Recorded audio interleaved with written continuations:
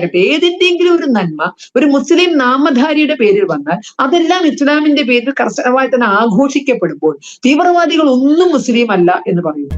സ്വന്തം വീട്ടിലെ സ്വീകരണ മുറി അലങ്കരിക്കുന്നതിലല്ല, ആരാന്റെ വീട്ടിലെ അടുക്കള അലങ്കോലപ്പെടുത്തുന്നതിലാണ് അവൾക്ക് താല്പര്യം. അപ്പോ അതായത് എന്തെങ്കിലും ഒരു അബദ്ധം പറ്റിക്കഴിഞ്ഞാൽ ഞങ്ങളുടെ ആളല്ല എന്ന് പറഞ്ഞ് മതത്തെ സംരക്ഷിക്കുകയാണ്. അല്ലാതെ മതത്തിന്റെ തകരാറ് കൊണ്ടാണോ അവരിതിലേക്ക് പോയത് എന്നൊരു അന്വേഷണം നടത്താത്തിടത്തോളം കാലം ഇസ്ലാമിനെ പടച്ചോനെ പോലും രക്ഷപ്പെടുത്താൻ സാധിക്കില്ല എന്നതാണ് വസ്തുത. സാറാ എന്റെപ്പന്റെ ആരെങ്കിലും ആണോ? എന്റെ ഫ്രണ്ടാ.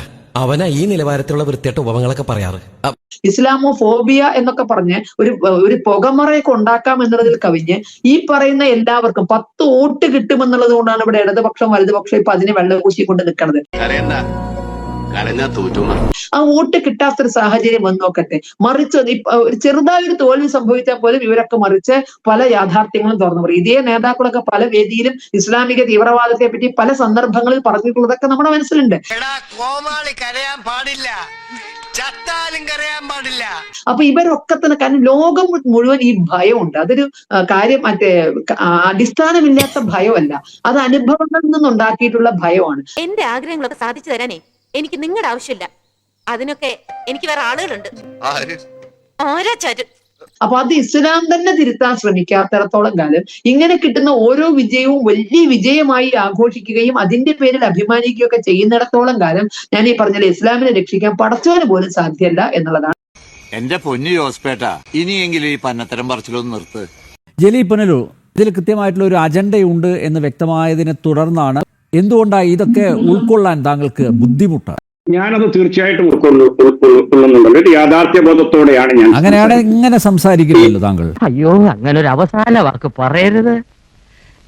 ഞാനൊരു തീരുമാനം എടുത്താൽ അതിന് മാറ്റം ഉണ്ടാവില്ലെന്ന് എനിക്കറിയാമല്ലോ. കാരണം 2.5 മാസക്കാലങ്ങൾക്ക് മുമ്പ് ഇതേ ഫ്ലോറിൽ ഇതേ വിഷയം ചർച്ചയ്ക്ക് വന്നപ്പോൾ അന്ന് അദ്ദേഹം ഇങ്ങനെ കുട്ടിക്കോഷിച്ചുകൊണ്ട് പറഞ്ഞതാണ്, NIA വരും, മധ്യപ്രദേശ് പോലീസ് വരും, ശിവൻകുട്ടിയെയും AA റഹീമിനെയും പൊക്കിക്കൊണ്ട് പോകും.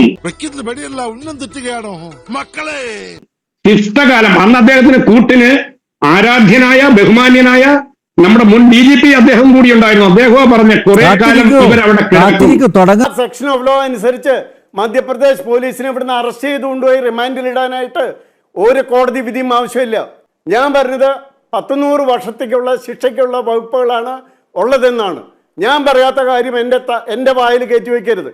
അതുപോലെ ഈ പറയുന്ന LDFന്റെ ലീഡേഴ്സിന് മധ്യപ്രദേശ് ജയിലിൽ പോകാനായിട്ട് യാതൊരു ബുദ്ധിമുട്ടുണ്ടാവില്ല എന്ന് ഞാൻ പറഞ്ഞത്. എന്നാണ് പറഞ്ഞത്. 2.5 മാസം കഴിഞ്ഞപ്പോൾ ഇപ്പോൾ അദ്ദേഹം നാളെ വരുന്ന വിധിയുടെ ഒരു സൂചന അദ്ദേഹം തന്നെ തന്നിരുന്നു. ചിലപ്പോൾ ഹൈക്കോടതി ഇതൊക്കെ സ്റ്റേ ചെയ്യും, അല്ലെങ്കിൽ തള്ളിക്കളയും. എന്റെ പൊന്നിന് അലിവിടയിൽ സാറേ, നാളെ ഈ കേസിൽ എന്ത് വിധി വന്നാലും അത് ഈ രാജ്യത്തെ നിയമവ്യവസ്ഥയ്ക്കുള്ളിൽ നിന്നുകൊണ്ട് നമ്മൾ അംഗീകരിക്കേണ്ടതാ. ഇപ്പൊ തന്നെ എന്റെ സംസാര രീതിയിൽ ഒരു മാറ്റം തോന്നുന്നില്ല. ഞങ്ങളൊന്നും ഈ പറയപ്പെടുന്ന ആ ദാടിക്കാരൻ, അവന്റെ പേര് പോലും നമ്മളവന്റെ ഒന്നും വക്താവല്ല. അന്ന് തന്നെ ഞാൻ വളരെ രൂക്ഷമായി പറഞ്ഞു, എവിടോ കിടന്ന ഒരുത്തൻ ഇസ്ലാമുമായിട്ട് ബന്ധമില്ല, മുസ്ലിം അല്ല.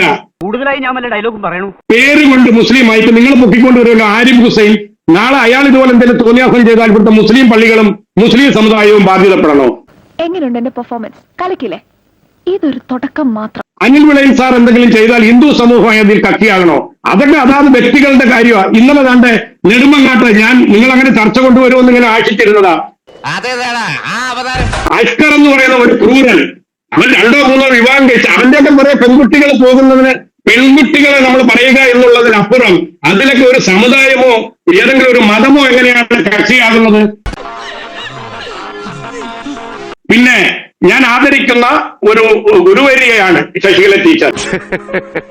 എന്നെ പൊക്കി പറഞ്ഞ് സോപ്പിടാനുള്ള പരിപാടിയാ കള്ളന്മാര്. അവര് പറഞ്ഞു, എന്റെ ആ വീഡിയോ എല്ലാ ഹിന്ദു കുടുംബങ്ങളിലും സന്ധ്യാനാമത്തെ പോലെ അത്രത്തോളം ശ്രേഷ്ഠമാണോ എന്റെ വീഡിയോ? ഓക്കെ, ആയിക്കോട്ടെ, അത് കേൾപ്പിക്കണം. ഞാൻ പറഞ്ഞതിൽ ഉറച്ചു നിൽക്കുന്നു. നിനക്കിതിന് മാസക്കൂലിയ ദിവസക്കൂലിയ? ഇസ്ലാം മതത്തെ വികൃതമാക്കി കാട്ടുവാൻ വേണ്ടി സാമ്രാജ്യത്വവും സൈനിസവും തട്ടിക്കൂട്ടിയ ഒരു വാടക ഗുണ്ടാ സംഘമാണ് IS. അതിൽ മുസ്ലിങ്ങൾ പോയി പെടരുത്. ഇന്ത്യയിൽ അതിൽ പോയി പെടുന്നത് പാവപ്പെട്ട ഹിന്ദു സമുദായത്തിലെ ഉള്ള ആളുകളാണ്. സിനിമ മാറി, ടെക്നോളജി മാറി, എല്ലാം മാറി. നിങ്ങളുടെ ഉണക്കവരികൾക്ക് മാത്രം ഒരു മാറ്റമില്ല. അവരെ വിശ്വ ഹിന്ദു പരിഷത്തും ശശികല ടീച്ചറും ബോധവൽക്കരിക്കുക എന്ന് പറയുന്നത് ഈ ISIS പ്രവർത്തിക്കുന്നവരാരാ? അവരെ ഏത് മതത്തിൽ വിശ്വസിക്കുന്ന ആളുകളാ? ഏത് മതം ഫോളോ ചെയ്യുന്നവരാ? അവർക്ക് ഒരു മതവുമില്ല. ആർക്ക്? ക്രൂരന്മാരാ. കണക്കിന് പോവാണെങ്കിലേ കയ്യിലൊന്നും തോന്നില്ല. ആരുടെ കയ്യില്? ഞങ്ങളുടെ കയ്യില്.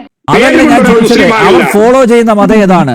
നേരത്തെ ടീച്ചർ ചോദിച്ചത് ISISലുള്ളവർ സംഘികളാണോ? ആണോ?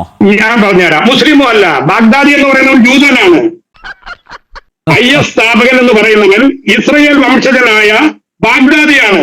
അല്ലാതെ മക്കത്തെ പള്ളിയിലെ ഇമാമല്ലായിരുന്നല്ലോ, മദീന പള്ളിയിലെ ഇമാമായിരുന്നല്ലോ. അവരൊക്കെ അതിനെതിരായിട്ട് ഫത്വ ഇറക്കുകയാണ്.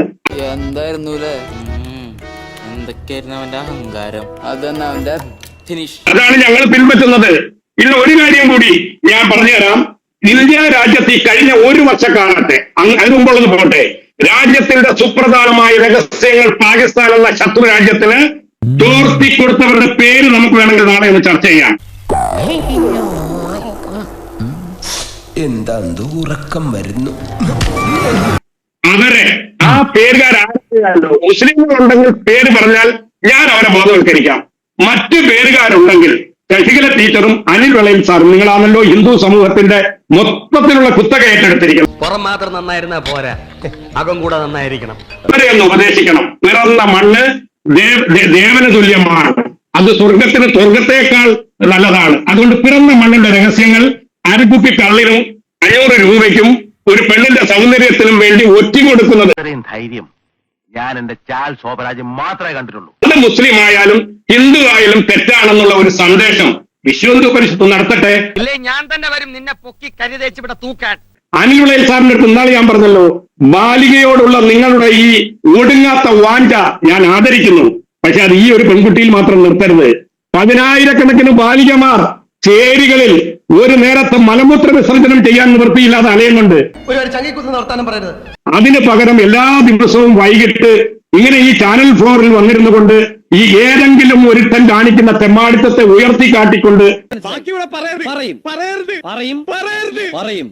ലോകത്ത് നിർണായകമായ ഒരു ശക്തിയായ അല്ലെങ്കിൽ വലിയ ജനസംഖ്യയുള്ള ഒരു സമൂഹത്തെ മുഴുവനും അടച്ചാക്ഷേപിച്ചാൽ വടക്കേ ഇന്ത്യയിലെ പോലെ അനിൽ വെളയിൽ സാറിന്റെ സംവിധാനം ഇവിടെ രക്ഷപ്പെടുമെന്നുള്ള ഒരു വ്യാമോഹം നിങ്ങൾക്ക് വേണ്ട. ഒരുപാടായി എന്റെ നേരെ പല രീതിയിൽ പലവട്ടം. കാരണം എന്നേക്കാൾ കൂടുതൽ അറിവുള്ള ആളാണ് നിങ്ങൾ. താങ്കളെക്കാൾ കൂടുതൽ അറിവുള്ള ആളാണ് ടീച്ചർ. അതിനേക്കാൾ അറിവുള്ള ആളാണ് അനിൽ നമ്പ്യാർ. കളിച്ചത് മതിയായില്ലേ? പുതിയ അടവാണോ നിങ്ങൾ പറയുന്നത് എന്താണെന്ന് ഞാൻ പറയുന്നത്. പിന്നെ ഇവിടെ മറ്റൊന്ന് പറഞ്ഞു, അച്ഛന്റെ കണ്ണീർ. ഞാൻ പറഞ്ഞല്ലോ, അച്ഛന്റെയും അമ്മയുടെയും കണ്ണീരിനൊപ്പമാണ് ഞാൻ. പക്ഷെ ശശികല ടീച്ചർ ആ കണ്ണീർ മറ്റു പലരുടെയും കാണണം. കണ്ണൂർ ജില്ലയിൽ മാത്രം എന്റെ അറിവിൽ എത്രയോ പെൺകുട്ടികൾ, മുസ്ലിം പെൺകുട്ടികൾ 18ഉം 19ഉം വയസ്സുള്ളവര് പോയി അമ്പലത്തിൽ വെച്ച് വിവാഹം കഴിക്കുന്നു.